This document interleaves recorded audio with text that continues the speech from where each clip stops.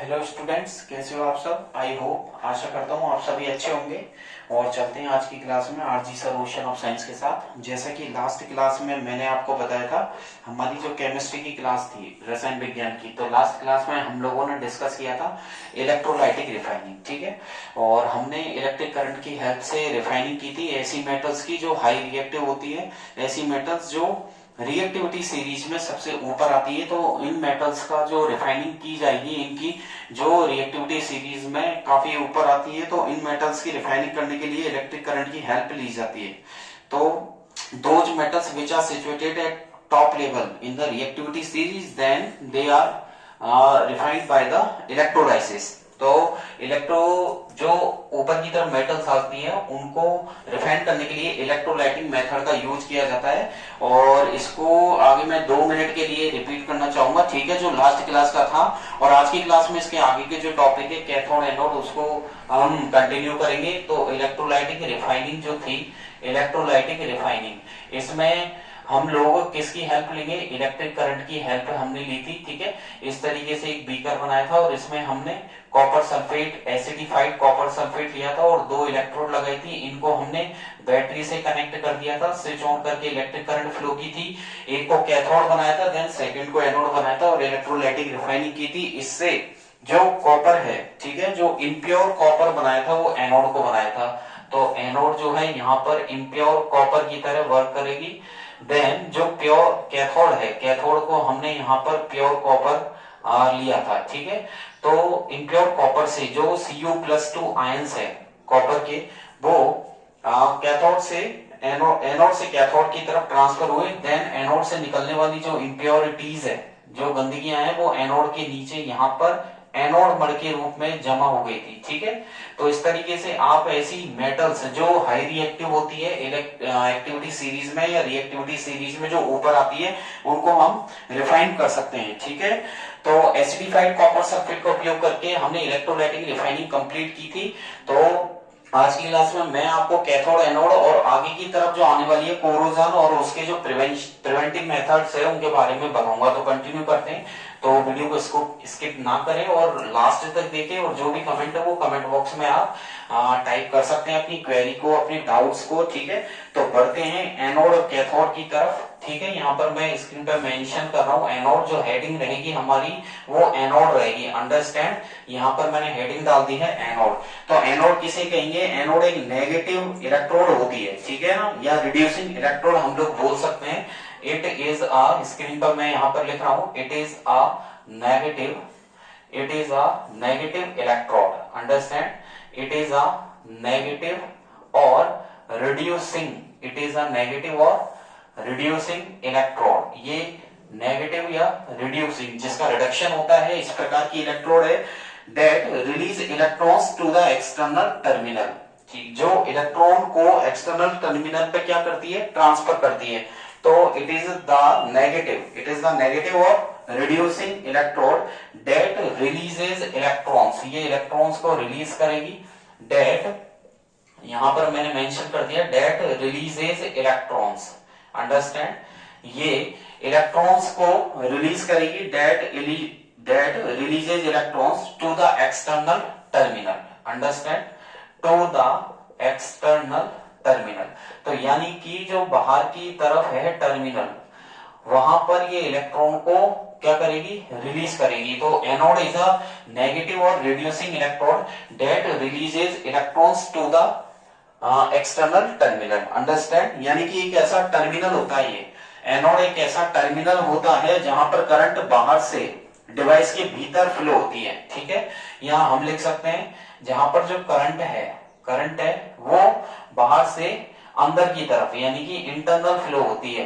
Understand, internal flow होती है। और यहाँ पर ये एनोड है, ये आपको 1 नंबर दिलवा के जाएगा। अगर पूछे आपसे एनोड की डेफिनेशन, तो यहाँ पर आप लिख दीजिएगा, ये 1 नंबर का है। देन हमारी जो हेडिंग रहेगी यहाँ पर वो रहेगी नेक्स्ट कैथोड। ठीक है, तो यहाँ पर मैंने डाल दिया है कैथोड और ये अंडरलाइन डैश। तो यहाँ पर आप नोट करते जाइएगा, कैथोड जो है ये पॉजिटिव और ऑक्सीडाइजिंग इलेक्ट्रोड है। अंडरस्टैंड, तो यहाँ पर मैं लिख रहा हूं, it is a positive, it is a positive, ये धनात्मक। Understand, it is a positive और oxidising, it is a positive और ऑक्सीडाइजिंग इलेक्ट्रॉन। ये क्या है, ये पॉजिटिव यानी कि धनात्मक और कौन सी है, ऑक्सीडाइजिंग इलेक्ट्रॉन है, डेट। ठीक है, अब एनोड पर देखिए, जैसे कि इलेक्ट्रॉन यहां पर एक्सटर्नल टर्मिनल की तरफ ट्रांसफर किए गए थे, यहां पर ये इलेक्ट्रॉन्स को एक्वायर करेगा, एक्वायर्स इलेक्ट्रॉन फ्रॉम, यहां पर मैं लिख रहा हूं acquire electrons, understand, acquire electrons from the external terminal. Okay, external, यहां पर मैंने लिखा है एक्सटर्नल टर्मिनल, अंडरस्टैंड। तो यहां पर मैंने मेंशन किया है कि जो कैथोड है वो एक पॉजिटिव और ऑक्सीडाइजिंग इलेक्ट्रोड है, that acquire electrons from the external terminal बोल सकते हैं, एक्सटर्नल सर्किट भी आप यहां पर बोल सकते हो। ठीक है, and it is reduced during, यहां पर मैं सर्किट भी लिख रहा हूं ब्रैकेट में, आप सर्किट भी लिख सकते हैं। ठीक है ना, तो ये एक्सटर्नल टर्मिनल या एक्सटर्नल सर्किट हो सकता है, and it is reduced during, and it is reduced, it is reduced during, यहां पर रिडक्शन होगा, it is reduced during electrochemical reduction, understand, during electrochemical, यहां पर लिखा है मैंने इलेक्ट्रोकेमिकल रिडक्शन, अंडरस्टैंड। तो ये आपका कैथोड एनोड कंप्लीट हुआ। इलेक्ट्रोकेमिकल जो रिडक्शन होगा, तो कैथोड एक ऐसी धनात्मक इलेक्ट्रोड होती है, ये ऑक्सीडाइजिंग इलेक्ट्रोड होती है, जो इलेक्ट्रॉन को एक्वायर करती है, कहां से, एक्सटर्नल सर्किट से, and it is reduced during electrochemical reduction, यानी कि एक ऐसा टर्मिनल है जहां करंट डिवाइस के बाहर होता है। ठीक है, यहां पर जो करंट है वो डिवाइस के बाहर होता है। ठीक है, डिवाइस के बाहर फ्लो होता है। ओके, यहां पर मैंने हिंदी में भी मेंशन कर दिया है। तो देखिए एनोड जो है ये एक नेगेटिव इलेक्ट्रोड है, नेगेटिव इलेक्ट्रोड है या रिड्यूसिंग इलेक्ट्रोड है, जो इलेक्ट्रॉन रिलीज करती है एक्सटर्नल टर्मिनल या बोल सकते हैं सर्किट। ओके, जो एक्सटर्नल सर्किट को या टर्मिनल को इलेक्ट्रॉन रिलीज करती है, और यहां पर जो करंट है वो अंदर की तरफ फ्लो होता है। कैथोड के केस में ये पॉजिटिव या धनात्मक इलेक्ट्रोड है, ऑक्सीडाइजिंग इलेक्ट्रोड है, जो इलेक्ट्रॉन को एक्वायर करती है, इलेक्ट्रॉन गेन करती है, और कहां से, एक्सटर्नल सर्किट से करती है, और कब, जब इलेक्ट्रोकेमिकल रिडक्शन होता है। और यहां पर जो करंट है वो डिवाइस के भीतर, यानी कि एनोड के केस में इंटरनल फ्लो होता है, और कैथोड के केस में डिवाइस के बाहर फ्लो होता है। अब चलते हैं नेक्स्ट टॉपिक की तरफ, जो हमारा रहेगा कोरोजन, और कोरोजन को अफेक्ट करने वाले क्या क्या फैक्टर्स हैं। ठीक है, ये एक नंबर की आपकी डेफिनेशन हो गई है। अब चलते हैं आगे की तरफ, कोरोजन की तरफ हम लोग बढ़ते हैं कि कोरोजन क्या होता है। ये भी इजी टॉपिक है, ज्यादा टफ नहीं है, और कोरोजन को हम लोग पहले भी रिपीट कर चुके हैं। आपको याद हो तो मैंने एक लास्ट क्लास ली थी केमिस्ट्री का चैप्टर फर्स्ट की, वहां पे भी हमने कोरोजन पढ़ा था। तो यहां से जो क्वेश्चन बनता है वो ये बनता है, व्हाट इज कोरोजन, अंडरस्टैंड। यहां पर क्वेश्चन क्या बनेगा, व्हाट इज कोरोजन, जिसे बोलते हैं संक्षारण, क्या बोलते हैं, संक्षारण, व्हाट इज कोरोजन। ठीक है, ये मैंने लिख दिया है, विच फैक्टर्स प्रमोट कोरोजन। ठीक है, आगे रहेगा विच फैक्टर्स, कौन कौन से ऐसे तथ्य हैं, फैक्टर्स का मतलब तथ्य, विच फैक्टर्स प्रमोट कोरोजन, ओके, जो कोरोजन को बढ़ाते हैं। तो मैंने यहां पर लिखा है, क्या लिखा है, व्हाट इज कोरोजन, कोरोजन किसे कहते हैं, और कौन कौन से फैक्टर्स है जो कोरोजन को बढ़ाते हैं। तो कोरोजन का मतलब होता है जब किसी धातु को एयर में हम लोग खुला छोड़ते हैं, किसी भी मेटल को जब एयर में एक्सपोज किया जाता है, तो उसका स्लो डिकेशन होना स्टार्ट हो जाता है, वो धीरे धीरे अपघटित होना स्टार्ट हो जाती है, जिसे हम बोलते हैं कोरोजन। ठीक है, तो इसकी सीधी सी डेफिनेशन ये रहेगी, इन्वर्टेड कॉमा में मैं लिखूंगा, नोट कीजिएगा, द स्लो, ठीक है, क्या रहेगा, छोटी सी डेफिनेशन है, ज्यादा बड़ी भी नहीं है, the slow decay of a metal, या डिकेंटेशन भी कर सकते हो, the slow decay of a metal, understand, यानी कि किसी धातु का स्लो डिकेंटेशन होना, कब, when it is exposed, when it is exposed, जब इसे खुला छोड़ा जाएगा, एक्सपोज्ड का मतलब है खुला छोड़ना, अंडरस्टैंड, यहां पर मैंने लिखा है it is exposed in air, okay, in air it is called corrosion, इसे कोरोजन बोला जाएगा। अंडरस्टैंड, ये इन्वर्टेड कॉमा हो गया हमारा क्लोज। तो the slow decay of a metal when it is exposed in air it is called corrosion. और corrosion, जो आयरन की कोरोजन है वो रस्टिंग कहलाता है। यहां पर मैं स्टार लगा के आपको बताना चाहूंगा, तो जो कोरोजन है, किसका कोरोजन, यानी कि जो आयरन का कोरोजन होता है, corrosion of iron is called, इसे रस्टिंग बोला जाता है। ठीक है, यहां पर मैं लिख रहा हूं रस्टिंग, अंडरस्टैंड। तो मैंने यहां पर लिखा है, इसे अच्छे से याद कर लीजिएगा, कोरोजन ऑफ आयरन, आयरन का कोरोजन रस्टिंग कहलाता है। कॉपर का जो कहलाएगा वो ग्रीनिशिंग है, और जो सिल्वर का कोरोजन है उसे टर्निशिंग बोलते हैं। तो जो कॉपर है उसका, कॉपर के बर्तन को जब हम खुला छोड़ते हैं कॉपर मेटल को, तो उस पर उसके धीरे धीरे ग्रीन होने लग जाते हैं। उन पर कोई एयर की एक्सपोजन के कारण, एयर में खुला छोड़ने के कारण उन पर अलग कलर की एक कोटिंग हो जाती है। ऐसे सिल्वर भी काली हो जाती है, जिसे टर्निशिंग बोलते हैं। तो यहाँ पर फर्स्ट एग्जाम्पल, ठीक है, यहाँ पर देख लीजिएगा, मैं डाल रहा हूं एग्जाम्पल फर्स्ट। तो एग्जाम्पल फर्स्ट में मैं आपको कॉपर का बताऊंगा कि व्हेन कॉपर इज एक्सपोज्ड, ठीक है, यहां पर मैं मेंशन कर रहा हूं व्हेन कॉपर इज एक्सपोज्ड, जब कॉपर को खुला छोड़ा जाता है, when copper is exposed to moist air, जब नमी वाली हवा में, मॉइस्ट को बोलते हैं नमी, अंडरस्टैंड, मॉइस्ट मतलब मॉइस्चर हो गया एक तरीके का। तो when copper is expose to moist air, ठीक है ना, इस पर जो लेयर छा जाती है वो है a greenish layer, a greenish layer, understand, a greenish layer is, ठीक है ना, deposited on it, is deposited on it, इस पर जम जाती है, अंडरस्टैंड।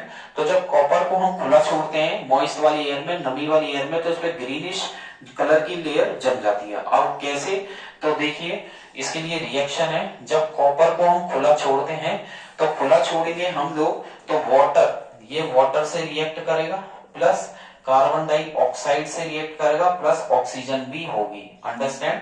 तो देखिए मैंने यहाँ रिएक्शन दी है 2CO plus H2O plus CO2 plus O2।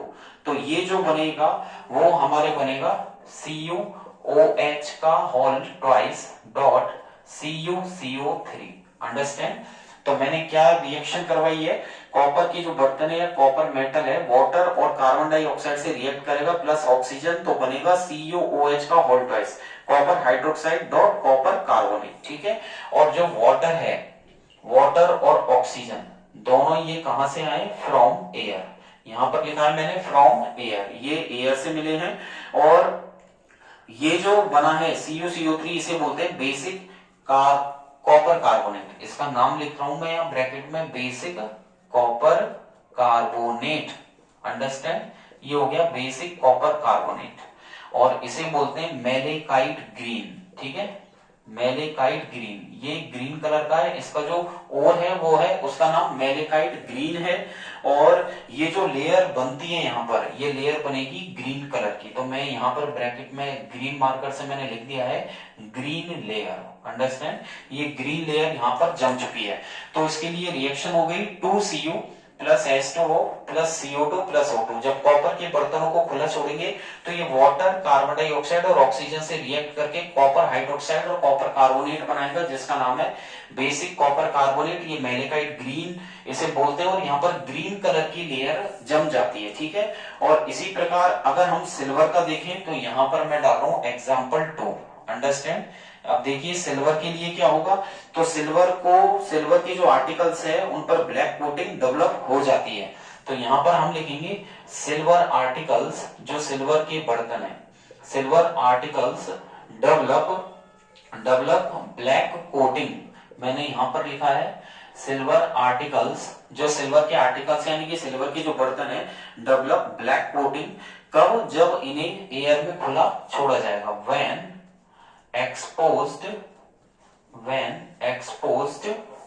To air, जब इन्हें एयर में खुला छोड़ा जाएगा। तो क्या होगा, खुला छोड़ेंगे तो उस पर ब्लैक कलर की लेयर जम जाएगी, जिसे सिल्वर की टर्निशिंग बोलते हैं। यानी कि चांदी हम खरीदते हैं मार्केट से तो बहुत शाइन करती है, लेकिन 2-3 साल, 5 साल में, 10 साल में वो धीरे धीरे ब्लैक हो जाती है। उसका कारण ये कि सिल्वर जब खुला रहता है तो ऑक्सीजन के साथ साथ जो हमारे चारों तरफ जो एयर है उसमें सल्फर से रिएक्ट करता है, तो सल्फर की वजह से वो सल्फर के पार्टिकल उस चांदी के ऊपर और सिल्वर के ऊपर जम जाते हैं, जिससे वो ब्लैक होने लग जाती है। When expose to air for a few days, ठीक है, कुछ दिनों के लिए इसलिए छोड़ा जाए इसे, फॉर ए फ्यू डेज, ठीक है ना।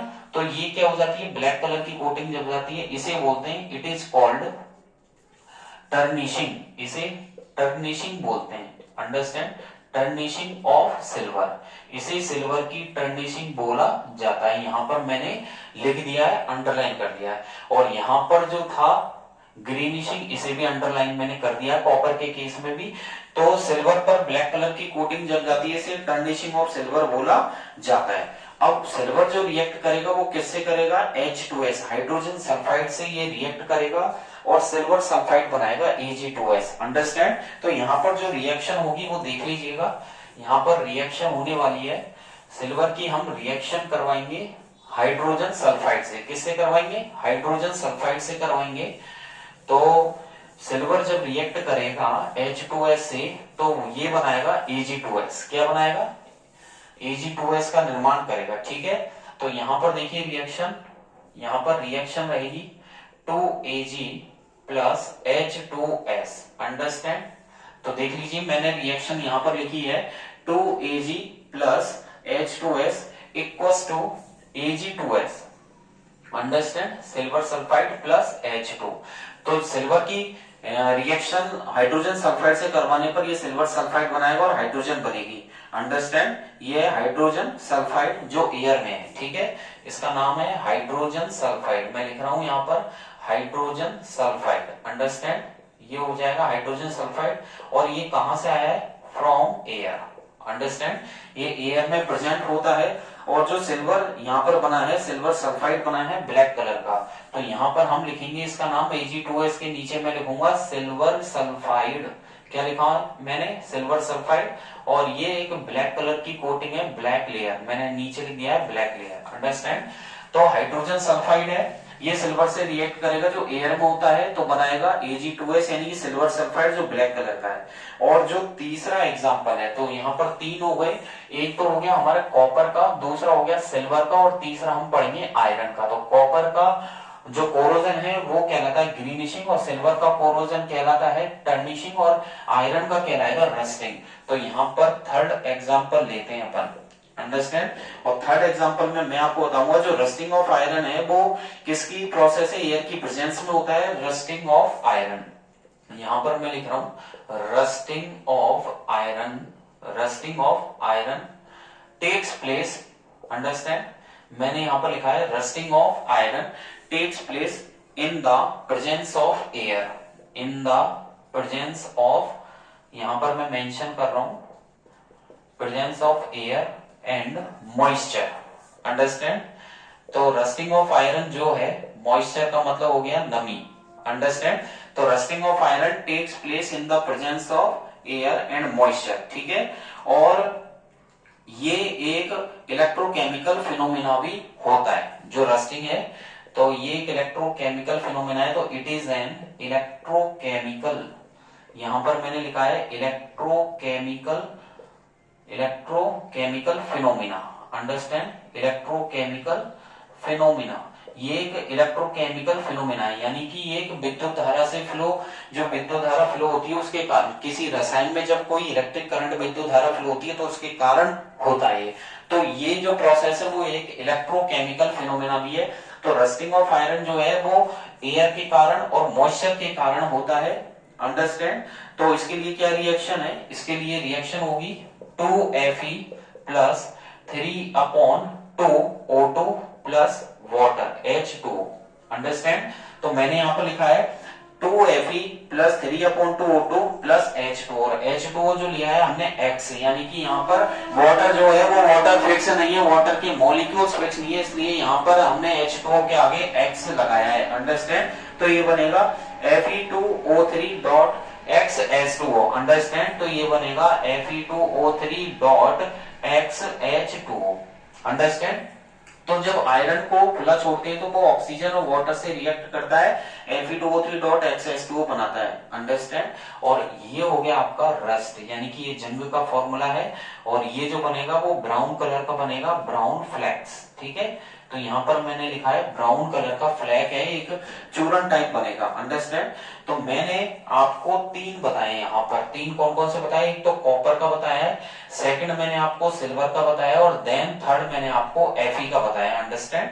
तो कॉपर का जो कोरोजन होगा, कॉपर का जो संक्षारण होता है उसे बोलते हैं ग्रीनिशिंग। क्या बोलते हैं उसे? ग्रीनिशिंग बोलते हैं। अंडरस्टैंड? और जो सिल्वर का कोरोजन होता है उसे हम टर्निशिंग बोलते हैं। क्या बोलते हैं? टर्निशिंग। और जो आयरन का कोरोजन होता है उसे हम बोलते हैं, आयरन का जो कोरोजन रहता है उसे हम बोलते हैं रस्टिंग। क्या बोलते हैं? हम उसे रस्टिंग बोलते हैं। तो यहाँ पर देखिए तीन प्रकार के मैंने आपको मेटल्स बताए यहाँ पर, एक तो बताया मैंने कॉपर का, दूसरा बताया मैंने आपको यहाँ पर सिल्वर का, और तीसरा बताया मैंने आपको Fe का। अंडरस्टैंड? तो ये तीनों को अपने माइंड में बिल्कुल सेट कर लीजिए। अगला जो हम पढ़ेंगे वो पढ़ेंगे फैक्टर्स विच प्रमोट कोरोजन, कि कोरोजन को प्रमोट करने वाले कौन कौन से फैक्टर्स होते हैं। ठीक है, तो अंडरस्टैंड? तो देख लीजिएगा कोरोजन को प्रमोट करने वाले कौन कौन से फैक्टर्स होते हैं, इनको अपने दिमाग में बिठा लीजिए कि कोरोजन को प्रमोट करने वाले कौन कौन से फैक्टर्स होते हैं। कोरोजन को प्रमोट करने के लिए जो फैक्टर्स होते हैं वो है हमारे, एक तो है एयर। ठीक है, यानी कि हमारे एयर के कारण भी क्या होता है, एयर के कारण भी जो है वो कोरोजन होता है। दूसरा वाटर के कारण भी कोरोजन होता है। अंडरस्टैंड? तो यहाँ पर जो हेडिंग रहेगी, मैं हेडिंग यहाँ पर डालने वाला हूँ factors which promote corrosion. Understand? तो मैं यहां पर हेडिंग डाल रहा हूं factors which promote corrosion. Understand? तो मैंने यहां पर हेडिंग डाली है फैक्टर्स विच प्रमोट कोरोजन, यानी कि कोरोजन को बढ़ाने वाले तथ्य या कारण। तो यहां पर मैं लिख रहा हूं संक्षारण को, ठीक है, संक्षारण को बढ़ाने वाले कारण, ठीक है, या बढ़ाने वाले तथ्य। तो संक्षारण को जो बढ़ाने वाले तथ्य है वो काफी सारे होते हैं, जिसमें जो पहला आता है वो आता है मेटल की पोजीशन एक्टिविटी सीरीज के अंदर। तो फर्स्ट आपके रहेगा पोजीशन ऑफ मेटल, जो मैं यहाँ पर हेडिंग डाल रहा हूँ वो डाल रहा हूँ पोजीशन ऑफ मेटल्स। तो जो धातु होती है position of metal in the activity series, तो एक्टिविटी सीरीज के अंदर जो मेटल्स की पोजीशन रहती है वो किस प्रकार से रहने वाली है। तो देख लीजिएगा मेटल्स की जो पोजीशन रहेगी एक्टिविटी सीरीज में, तो यानी कि जो एक्टिव मेटल्स होती है वो हाइड्रोजन से ऊपर प्लेस की जाती है। अंडरस्टैंड? तो मैं यहाँ स्क्रीन पर लिखूंगा जो एक्टिव मेटल्स हैं, ये एक्टिव मेटल्स क्या करेंगे, वो प्लेस की जाती है। प्लेस्ड अबव, कहां से प्लेस्ड की जाती है, वो हाइड्रोजन से ऊपर प्लेस्ड की जाती है। अंडरस्टैंड? तो मैंने यहाँ पर लिखा है एक्टिव मेटल्स जो होती हैं वो हाइड्रोजन से ऊपर प्लेस की जाती है in the activity series, in the reactivity series बोल सकते हैं, या इन द एक्टिविटी सीरीज भी आप लोग बोल सकते हो। अंडरस्टैंड? तो यहां पर मैंने लिखा है active metals placed above hydrogen in the activity series. Understand? और ये इजीली कोरोलेट हो जाती है। तो यानी कि जो एक्टिव मेटल्स है वो हाइड्रोजन से ऊपर प्लेस की जाती है in the activity series, are easily corroded. Understand? Are easily corroded. Understand? मैंने यहां पर लिखा है जो एक्टिव मेटल्स होती हैं वो एक्टिव मेटल्स क्या होती हैं, जो हाइड्रोजन के ऊपर यहां पर प्लेस की जाती है एक्टिविटी सीरीज में, आर इजीली कोरोडेड, वो इजीली कोरोडेड हो जाती है। ठीक है, कंपैरेटिवली अगर इनका कंपैरिजन करें तो कंपैरेटिवली ये जो मेटल्स जो हाइड्रोजन से नीचे आती है एज कंपेयर्ड, ठीक है, यहां पर मैं लिख रहा हूं as compared to metals, as compare to metals which placed, जो प्लेस्ड की जाती, which placed below below than hydrogen, below than hydrogen, understand. तो यहां पर मैंने लिखा है जो एक्टिव मेटल्स है वो हाइड्रोजन के ऊपर एक्टिविटी सीरीज में प्लेस की जाती है, वो इजीली कोरोडेट हो जाती है, इजीली वो संचारित, कोरोडेट का मतलब होता है संचारण होना या संचारित होना, कोरोडेट किसके कंपैरिजन में, एज कंपेयर टू मेटल्स जो हाइड्रोजन के नीचे आती है, ठीक है। दूसरा जो मेन कारण है वो है इसका, सेकंड में डालूंगा एयर एंड मॉइस्चर, ठीक है, एयर एंड मॉइस्चर, यानी कि मॉइस्चर का मतलब होता है नमी, ठीक है, आर्द्रता बोल सकते हो, यानी कि वायु एवं आर्द्रता, ठीक है। तो सेकंड हमारा रहेगा वायु एवं आर्द्रता, अंडरस्टैंड। एयर एंड मॉइस्चर के कारण भी हमारा कोरोजन होता है, तो जो ऑक्सीजन, जो मॉइस्चर ऑक्सीजन की प्रेजेंस होती है, अंडरस्टैंड, द प्रेजेंस ऑफ, यहां पर स्क्रीन पर मैं मेंशन करूंगा, आप भी लिखिएगा, the presence of moisture, the presence of moisture oxygen, ठीक है। तो moisture oxygen, then carbon dioxide, और जो CO2 रहेगी और सल्फर डाइऑक्साइड भी है इसका कारण, देन इसका हाइड्रोजन सल्फाइड भी होती है। तो देखिए कौन कौन से हैं, एक तो मॉइस्चर ऑक्सीजन है, कार्बन डाइऑक्साइड है, सल्फर डाइऑक्साइड है, हाइड्रोजन सल्फाइड है। जो ये गैस होती है एयर के अंदर, वो क्या करती है, aggravates the process of corrosion, understand. तो गैसेस इन एयर, ये हवा में होती है, ठीक है, aggravates the process of corrosion, यानी कि ये किसको बढ़ाती है, कोरोजन को, अंडरस्टैंड, कोरोजन। तो यहां पर मैंने लिखा है यानी कि बढ़ावा देना, अंडरस्टैंड, बढ़ावा देना। तो यहां पर मैंने मेंशन किया है ये कोरोजन की प्रोसेस को बढ़ाती है, ओके। और तीसरा जो है वो है प्रेजेंस ऑफ सॉल्ट। तो थर्ड हेडिंग हमारी रहेगी presence of salt, presence of salts, understand, ठीक है, यानी कि लवणों की उपस्थिति। हिंदी में मैं यहां पर मेंशन करूंगा लवणों की उपस्थिति, ओके।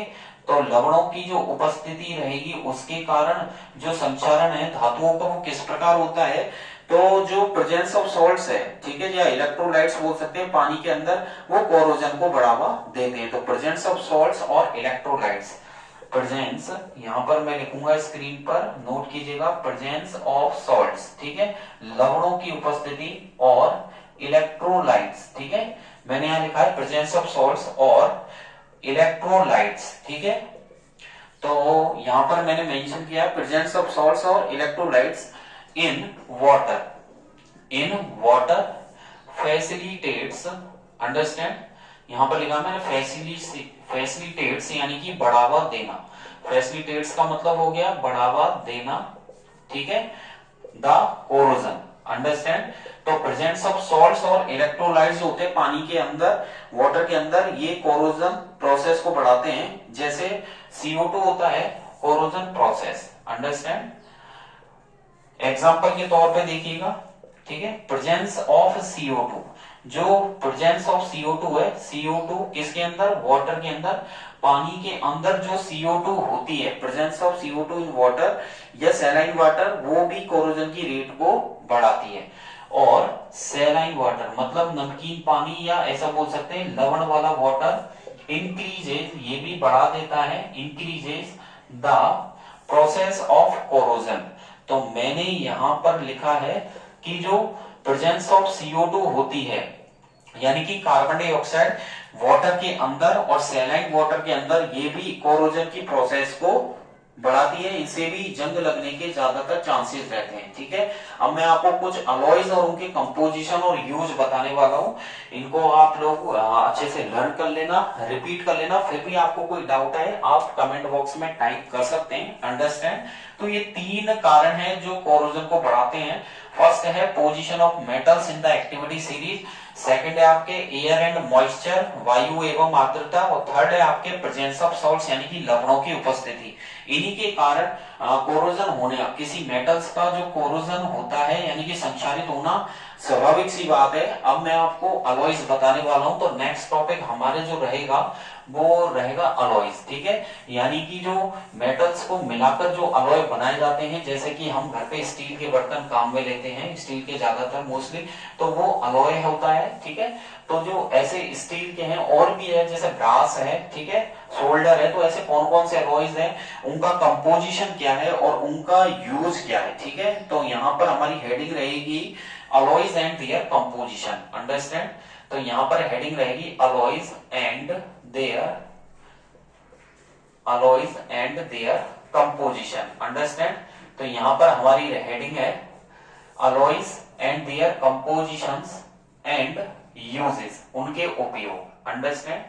तो देख लीजिएगा यहाँ पर हेडिंग रहने वाली है alloys and their composition and uses.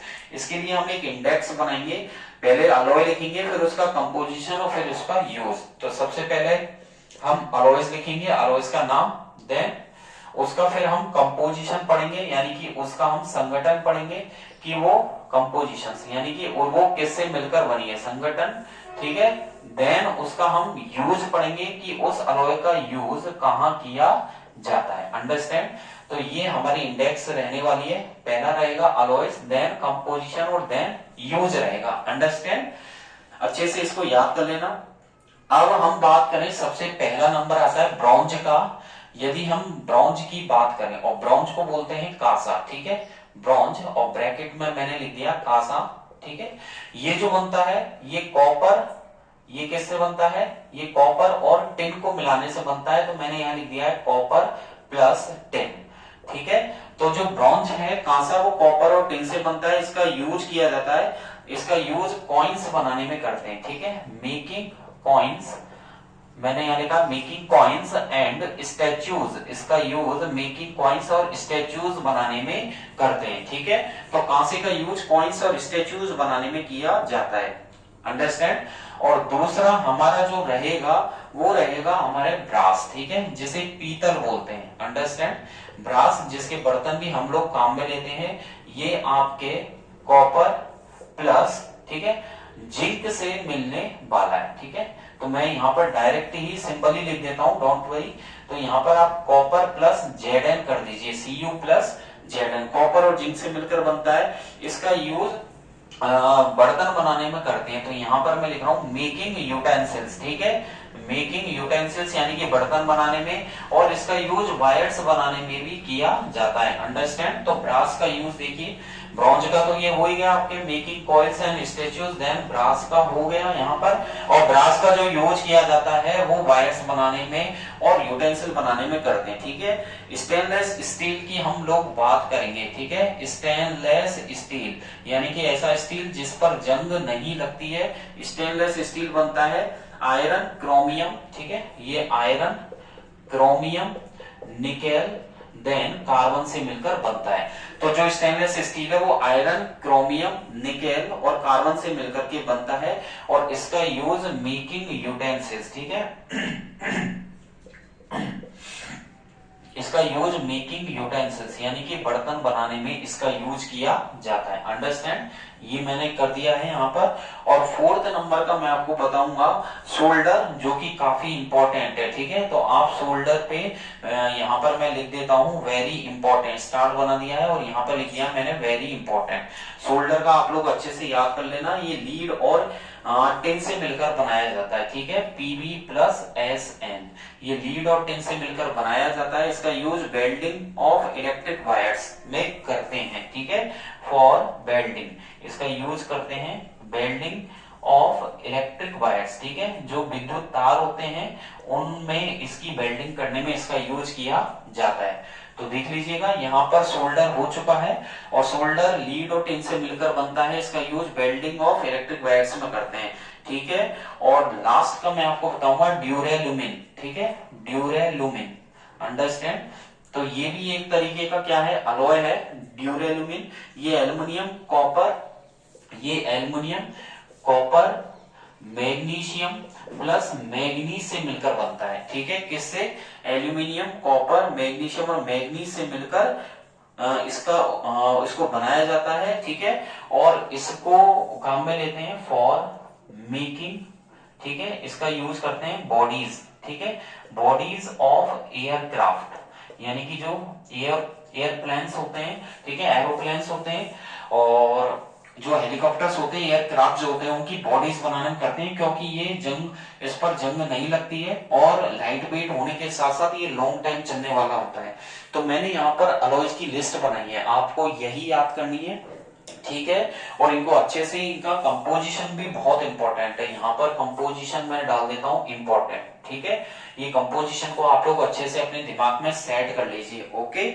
तो ये एक तो मैंने आपको ब्रॉन्ज बताया है, कांसा जो कॉपर और टिन से मिलकर बनता है, इसका यूज कॉइन्स और स्टेच्यूज बनाने में करते हैं। देन मैंने आपको पीतल बताया कि ब्रास जो कॉपर और जिंक से मिलकर बनता है, जिसका यूज यूटेंसिल्स और वायर्स बनाने में करते हैं। तीसरा मैंने स्टेनलेस स्टील बताया है, जो कि आयरन, क्रोमियम, निकेल और कार्बन से मिलकर बनता है, इसका यूज यूटेंसिल्स, बर्तन बनाने में करते हैं। नेक्स्ट आपको सोल्डर बताया, जो काफी इंपॉर्टेंस ही रखता है अपने आप में, ये लीड और टिन से मिलकर बनता है, इसका यूज इलेक्ट्रिक वायर्स की वेल्डिंग करने में करते हैं। ज्यादातर मार्केट में जो इलेक्ट्रॉनिक आइटम्स की दुकान है, उनको वहां पर आपको मिल जाएगा देखने के लिए। ड्यूरेल्यूमिन जो होता है, ये एल्यूमिनियम, कॉपर, मैग्नीशियम और मैग्नीज से मिलकर बनाया जाता है, सबका कंपोजिशन फिक्स रहता है, और एयरक्राफ्ट्स की जो बॉडीज है उनको बनाने में करते हैं, अंडरस्टैंड। तो नेक्स्ट की तरफ हम बढ़ेंगे, तो नेक्स्ट मैं आपको बताऊंगा सोल्डर, ठीक है। तो नेक्स्ट टॉपिक हमारा रहेगा सोल्डर। सोल्डर क्या होता है, तो देख लीजिएगा यहाँ पर सोल्डर की तरफ। और सोल्डर जो होता है वो लीड और टिन से मिलकर बनाया जाता है, और वायर्स की वेल्डिंग करने में इसका यूज किया जाता है, अंडरस्टैंड। तो नेक्स्ट हमारा रहेगा यहाँ पर सोल्डर, तो मैं हेडिंग डाल देता हूँ सोल्डर, ठीक है, और इसका यूज मैं आपको बताऊंगा। तो जो सोल्डर होता है, मैंने यहाँ पर हिंदी में भी लिख दिया है सोल्डर। जो सोल्डर होता है, ये एक अलॉय होता है लीड और टिन का, understand. It is an alloy, ठीक है, it is an alloy of lead, ठीक है, जिसका सिंबल है पीबी है, एंड टिन, और इसका सिंबल है एस एन, अंडरस्टैंड। ये लीड और टिन से मिलकर बनाया जाता है, तो it is an alloy of lead and tin, ठीक है। इसका जो मेल्टिंग पॉइंट है वो बहुत कम होता है, अंडरस्टैंड। मैं यहां पर लिख रहा हूं it has low melting point. इसका जो गलनांक होता है, मेल्टिंग पॉइंट, इसका जो गलनांक होता है वो बहुत कम होता है, मैंने यहां लिख दिया है गलनांक, ठीक है। मेल्टिंग पॉइंट कम होता है इसका, और इसका यूज इलेक्ट्रिक वायर्स को आपस में जोड़ने के लिए करते हैं। इट इज यूटिलाइज्ड या it is used to welding, it is used to welding electric wires, understand, it is used to welding electric wires together, आपस में इनको तारों को जोड़ने के लिए इसका यूज किया जाता है, अंडरस्टैंड। और ये यहाँ पर सोल्डर हो चुका है। नेक्स्ट आपको मैं बता रहा हूं, एक आता है आपके प्योर गोल्ड। जो प्योर गोल्ड, ये 24 कैरेट गोल्ड होता है। जो ये टॉपिक है लास्ट का, ये बिल्कुल आपका चैप्टर 99% कवर हो चुका है। थोड़ा सा एक दो माइनर टॉपिक है, एक एक्टिविटी और है जो मैं नेक्स्ट क्लास में आपको बताऊंगा, अंडरस्टैंड। तो देख लीजिएगा, प्योर गोल्ड की बात करें, यहाँ पर प्योर गोल्ड जो शुद्ध सोना होता है, ठीक है, यहाँ पर लिखा है मैंने शुद्ध सोना। जो शुद्ध सोना होता है ये 24 कैरेट होता है। It is known as 24 carat gold, it is known as, इसे जाना जाता है known as 24 carat gold, understand. तो मैंने यहां पर लिखा है शुद्ध सोना जो है वो 24 कैरेट गोल्ड होता है, और ये बहुत सॉफ्ट होता है, it is very soft, it is very soft, understand. यहां पर ये काफी सॉफ्ट होता है, मुलायम होता है, अंडरस्टैंड। और एक क्वेश्चन और बता देता हूं, यहाँ पर जो एक एक नंबर के हैं कि मेटल ऑक्साइड का नेचर और नॉन मेटल ऑक्साइड का नेचर क्या होता है, अंडरस्टैंड। तो मैं यहाँ पर डाल रहा हूं नेचर ऑफ मेटल ऑक्साइड, ठीक है, नेचर ऑफ मेटल ऑक्साइड। और दूसरा मैं डाल रहा हूं nature of non metal oxide, non metal oxide. ये आपका चैप्टर यहाँ पर कंप्लीट होता है काफी, ठीक है। तो देखिए, मेटल ऑक्साइड जो होती है धात्विक ऑक्साइड, यहां पर मैं लिख रहा हूं ब्रैकेट में धात्विक ऑक्साइड, अंडरस्टैंड। मैंने ब्रैकेट में लिख दिया धात्विक ऑक्साइड, और यहां पर मैं मेंशन कर रहा हूं अधात्विक ऑक्साइड, अंडरस्टैंड। तो देखिए, नेचर की बात करें कि प्रकृति की, तो जो धात्विक ऑक्साइड होता है वो बेसिक नेचर का होता है। कैसे नेचर का होता है? बेसिक नेचर का होता है।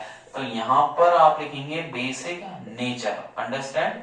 और जो नॉन मेटल ऑक्साइड होता है, अधात्मिक ऑक्साइड जो होता है वो एसिडिक नेचर का होता है। Understand, acidic nature. तो ये देखिए, ये तो होता है क्षारीय प्रवृत्ति का, यहां पर लिख दिया मैंने क्षारीय प्रवृत्ति। अंडरस्टैंड। और ये होता है अम्लीय प्रवृत्ति का। अंडरस्टैंड, यहां पर लिख दिया मैंने अम्लीय प्रवृत्ति। तो देखिए मेटल ऑक्साइड जो होता है इसे शॉर्ट में MO भी बोल सकते हैं, और ये होता है NMO, non metallic oxide.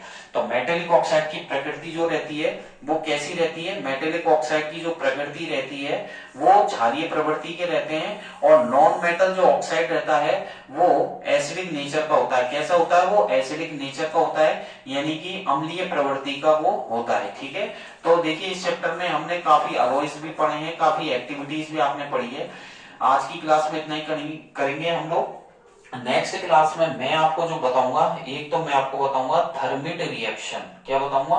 Thermite reaction के बारे में मैं आपको बताऊंगा कि थर्मिट रिएक्शन क्या होती है, ये टॉपिक रहेगा। एक आपकी एक्टिविटी है जो कंडीशन नेसेसरी फॉर रस्टिंग। ठीक है, एक एक्टिविटी रहेगी स्टडी द कंडीशंस। ठीक है, ऐसी स्थितियों के बारे में पढ़ेंगे। स्टडी द कंडीशन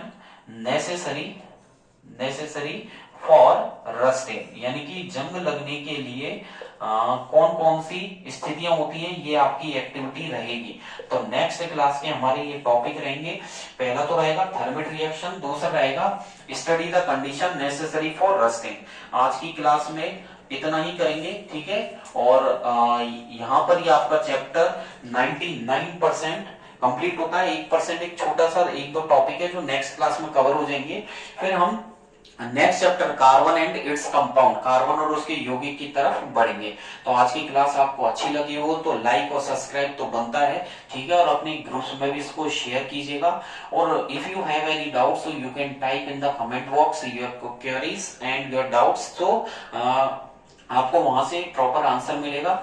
डिस्क्रिप्शन में मैंने टेलीग्राम की लिंक दी हुई है, RG sir ocean of science. उस पर क्लिक करके आप मेरे टेलीग्राम पेज को भी ज्वाइन कर सकते हैं। वहां से मेरा चैनल बना हुआ है जिस पर जितनी भी डेफिनेशंस मैं ऑनलाइन क्लासेस में पढ़ा रहा हूँ आपको डिटेल्स मिलेंगी और डीप में मिलेंगी। यदि आप अपनी नॉलेज को और बढ़ाना चाहते हैं, ठीक है, और फाउंडेशन लेवल का आप क्रैक करना चाहते हैं एग्जाम, तो वहां से भी आपको डिटेल मिलेगी। फिर भी आपको कोई डाउट रहता है आप पूछ सकते हैं। ठीक है, आज की क्लास में इतना ही। और अल्टरनेट क्लासेस चली रही हैं, आज जैसे केमिस्ट्री की है तो फिजिक्स की रहने वाली है।